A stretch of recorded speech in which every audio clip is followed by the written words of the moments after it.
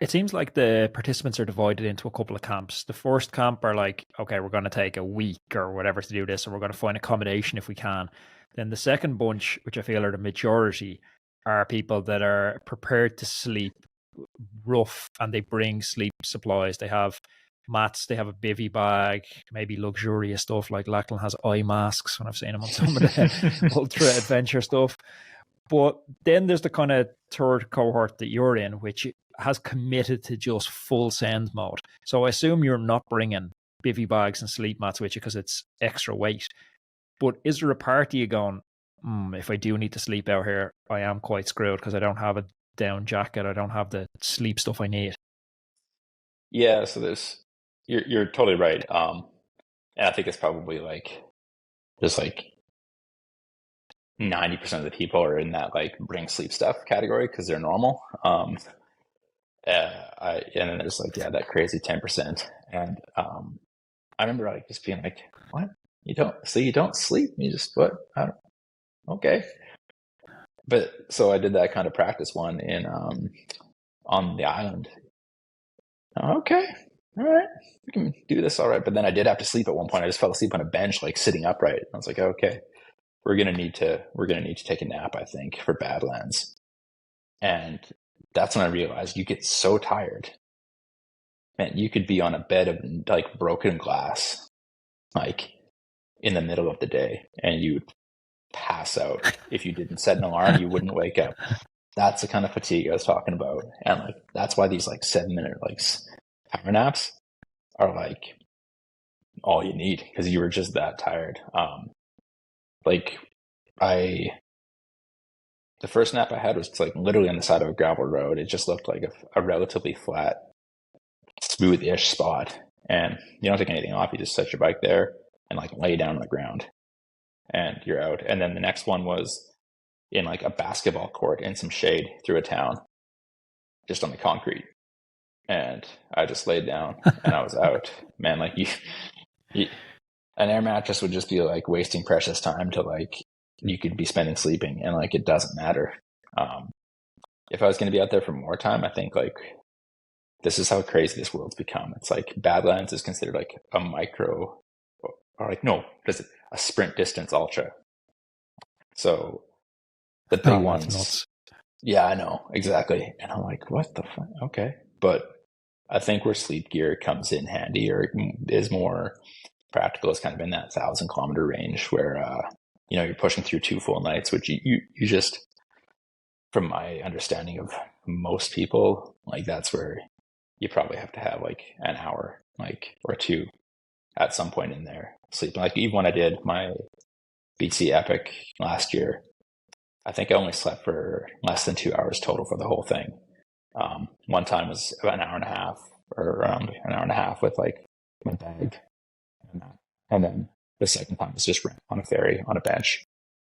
But I don't think I would have survived just like sleeping like on a park bench or something like that.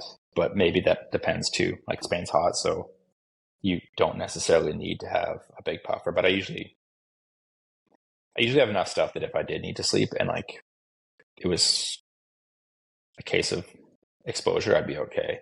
I'd rather bring like an extra down jacket that I don't use than need one and not have it. Well, you spent your whole pro career racing in some of the most beautiful places in the world. Yet, we talked about this in a previous podcast. You don't ever really get to experience them. All you ever see is hotel, team bus, wheel on front, team bus, hotel, wheel on front. And you walk away from a pro career, and technically you've been to almost every country in the world, but now you need to go back and start visiting them because you've missed all the stuff. Oh, I've never actually seen these tourist sites. Was there not a party in this that's just like, go and experience the desert and actually take, stock of what's around me? I know Taylor Finney last year rode it in 4 days, probably had quite a supply of magic mushrooms with him, a pair of flip flops, a mountain bike, and really took stock of it. Was there a party that wishes you'd done it like that? Or are you always just going to be the competitor? I hope that I would love to be that guy more often. Um, yeah, and I think as I transition and move around in like this kind of post like pro road racing part of my career, I do feel like even still, like I experience it, take it in a lot more than I did before. Even during Badlands, I made like a conscious point to like look around, like even on these descents, and really try to take it in when I could. And you do kind of, or at least I get kind of bummed out, like when like riding through the night hike, it has a certain allure to it. It's kind of cool. It's really cool. But you are also missing out on like, some of these, you go over a mountain and like, it's not like you're just in a tree cave the whole time, right? Like there's going to be amazing, huge like views. So you don't get any of that. You get a different experience for sure, but you don't get any of like these panoramic views. So during Badlands, I really did like, you try as best you can to like absorb that and retain it and like be part of the experience, because that's kind of what you're doing. Like stuff like this, like you're doing it not just like the race is, a big part of it, and trying to get a good result is important, but like you say, it's like I spent a career just like always focused. And then, I think we talked about in the last podcast where I drove down the coast of California and I was like, this is stunning. And I have raced this no less than 3 times in California. Like, and I don't remember any of it,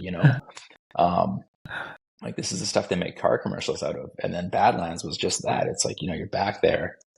And it was crazy too, because of the weather we had. It was just like, we were seeing stuff that they never see, like just crazy skies and the storm coming in, and just the contrast of like this orange, like sand that looks like you're riding through Grand Canyon.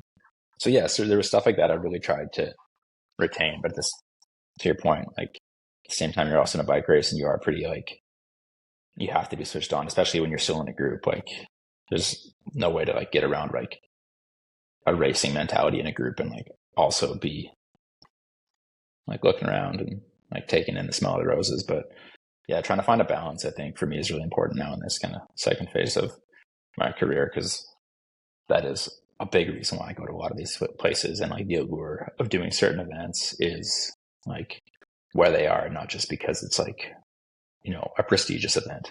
Badlands posted a picture of you on their Instagram after finishing, and the finish, I think it was actually a video, and the finish just looks, it's not Tour of California, let's just say that. It's exceptionally low-key finish. What's the first thing you do after such an excruciating distance and going to the pits of fatigue in a mental and physical sense? What are you reaching for, or what's your first experiences? Or are you calling home to say you're safe? I was super fortunate, actually. My wife Ricky was there at the finish, so that was pretty special for me.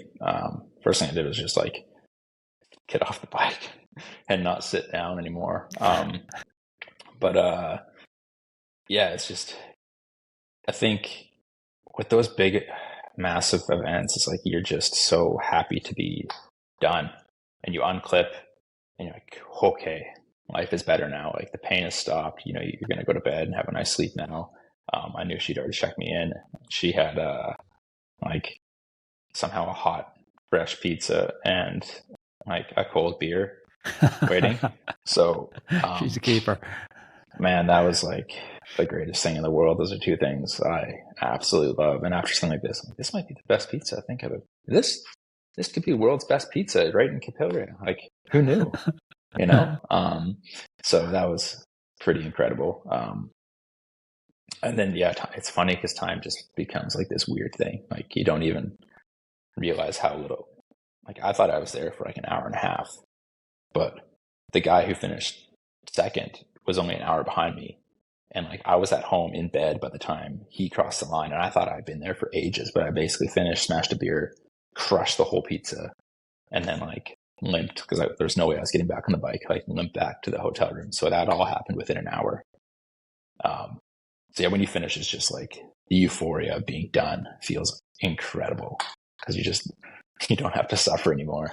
And then yeah, food and beer, like something that's not sugar or just plain water, is like a pretty nice change. Excuse the short interruption, but I wanted to find a way to bring our little community together, to problem solve, to share training advice, and to support each other in what can sometimes be a lonely road as we all chase health, happiness, and longevity through cycling. To facilitate this, I've set up a Discord channel. I'm going to leave a link in the description down below. It doesn't cost anything to join. It's totally free. Plus, I'm also picking out random winners for spot prizes inside the Discord channel. If you'd like to join it, click on the link down below. If you enjoyed this little clip from the podcast, you can check out full episodes of the podcast on any podcast platform, Apple, Spotify, or wherever you get your podcasts. Also, you can click up here for another video that I know you're going to love. And don't forget to subscribe to the channel. See you next day.